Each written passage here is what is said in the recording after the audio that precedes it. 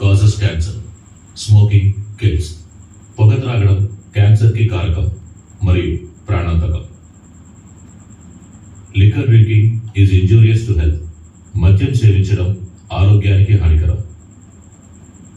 వసతి గృహంలో SC BC hostel workers పాత కలెక్టర్ ఆఫీస్ నుండి కొత్త కలెక్టర్ ఆఫీస్ వరకు ర్యాలీ తీయడం జరిగినది. వారికి సరైన వేతనాలు పర్మనెంట్ వర్కర్స్ గా తీసుకోవాలని వారి డిమాండ్ చేస్తూ మాకు సరైన న్యాయం జరగకపోతే దీర్ఘకాల ఉద్యమం చేపడతామని వారు హెచ్చరించారు. ఇట్టి వినతి పత్రాన్ని అదనపు కలెక్టర్ లక్ష్మీనారాయణ గారికి అందజేశారు. ఇందులో భాగంగా సిఐటియు జిల్లా ఉపాధ్యక్షులు ఉప్పేరు నరసింహులు, జిల్లా వసతి గృహ కార్మికుల సంఘం కోశాధికారి జయశంకర్, ఉపాధ్యక్షురాలు శశికళావతి, లక్ష్మి సహాయ కార్యదర్శి ప్రవళిక, చింతరేవుల కార్మికులు గోపాల్, హేమావతి, రామకృష్ణ, అంజి, శ్రీదేవి, పద్మ తదితరులు పాల్గొన్నారు.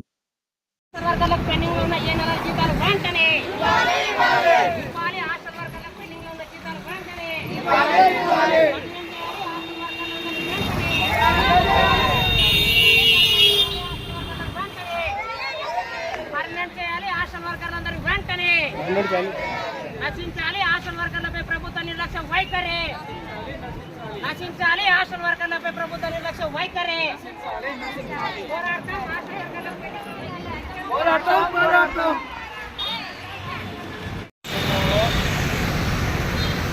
హాస్టళ్లలో పనిచేస్తున్నటువంటి అవుట్ సోర్సింగ్ కార్మికులకు జీతాలు ఇవ్వాలని, వాళ్ళకు భద్రత కల్పించాలని చేస్తున్నటువంటి పోరాటం సిఐటియుగా హాస్టల్ వర్కర్లకు ఎప్పుడూ అండగా ఉండి ఈ సమస్యలు పరిష్కారం అయ్యేదాకా సిఐటియుగా పోరాటం చేస్తామని చెప్పి తెలియజేస్తా ఉన్నాం. జిల్లాలో ఉన్నటువంటి 31 మంది హాస్టల్ వర్కర్లు ప్రభుత్వము, జిల్లా అధికార యంత్రాంగము దీని పట్ల నిర్లక్ష్యాన్ని వీడి వెంటనే అవుట్ సోర్సింగ్ పద్ధతుల్లో నియమింపబడినటువంటి హాస్టల్ వర్కర్ల సమస్యలను పరిష్కారం చేయాలని సిఐటియు జిల్లా కమిటీగా డిమాండ్ చేస్తూ ఉన్నాం. ఒకవైపు అవుట్ సోర్సింగ్ పద్ధతుల్లో తీసుకుంటున్నామని చెప్పి, మరోవైపు క్యాటరింగ్ వర్కర్స్ మీరని చెప్పే పద్ధతుల్లో జీతాలు తగ్గించి ఇవ్వడం అనేటటువంటిది సరైంది కాదు.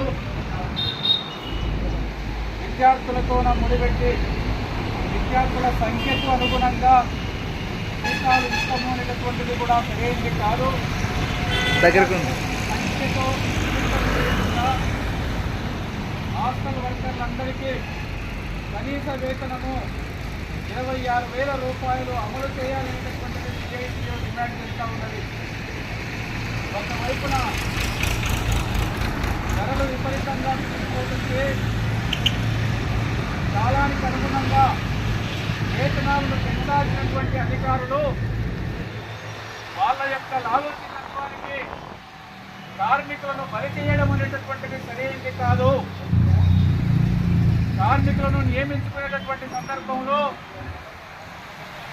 అధికారుల యొక్క అలసత్వానికి, అధికారులు చేస్తున్నటువంటి ఆలోచితనానికి కార్మికులు బలయ్యేటటువంటి పరిస్థితులు ఈరోజు వచ్చినాయి. ఆ రోజు తీసుకున్నటువంటి ఆఫీసర్లు లేరు, మిమ్మల్ని అవుట్సోర్సింగ్ పద్ధతుల్లోనో లేదంటే వేరే ఏజెన్సీ మిమ్మల్ని నియమించుకున్నది కాబట్టి ఇప్పుడు మాకు సంబంధం లేదు అంటే కుదరదు. లేదు, ఏజెన్సీ వాళ్ళకే సంబంధం, మాకు సంబంధం లేదంటే కుదరదు. వాళ్ళు పనిచేస్తున్నటువంటిది హాస్టల్లో చదువుకునేటటువంటి విద్యార్థులకు సేవలు అందిస్తున్నారు.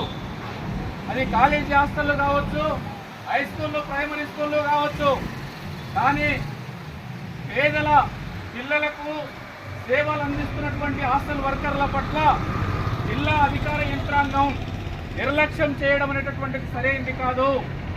ఏజెన్సీలతో సంబంధం లేకుండా వేతనాలు ఇచ్చేటటువంటి పద్ధతుల్లో ప్రభుత్వ యంత్రాంగము ఆలోచించాల్సినటువంటి అవసరం ఉంది. ఏజెన్సీ వ్యవస్థను రద్దు చేసి నేరుగా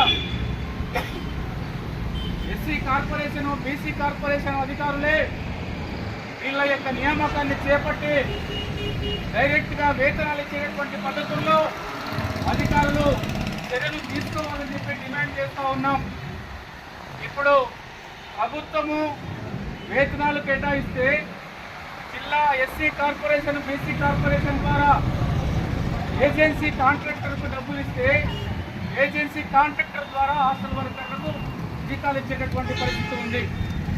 థర్డ్ పార్టీకి సంబంధించినటువంటి ఇట్లాంటి సిస్టాన్ని రద్దు చేసి నేరుగా ప్రభుత్వమే ఎస్సీ కార్పొరేషన్ బీసీ కార్పొరేషన్ల ద్వారా హాస్టల్ వర్కర్లకు వేతనాలు ఇవ్వాలని చెప్పి సిఐటిగా డిమాండ్ చేస్తూ ఉన్నాం.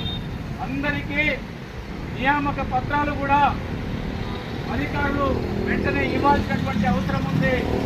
అట్లనే మీ యొక్క పనిని పొందుపరుస్తూ అందులో మీరు ఏం చేస్తున్నారు హాస్టల్లో అనేటటువంటి మీ యొక్క డిసిగ్నేషన్ను పొందుపరుస్తూ మీకు అపాయింట్మెంట్ లెటర్లతో పాటు ఐడెంటిటీ కార్డులు కూడా ఇవ్వాలని చెప్పని డిమాండ్ చేస్తూ ఉన్నాం.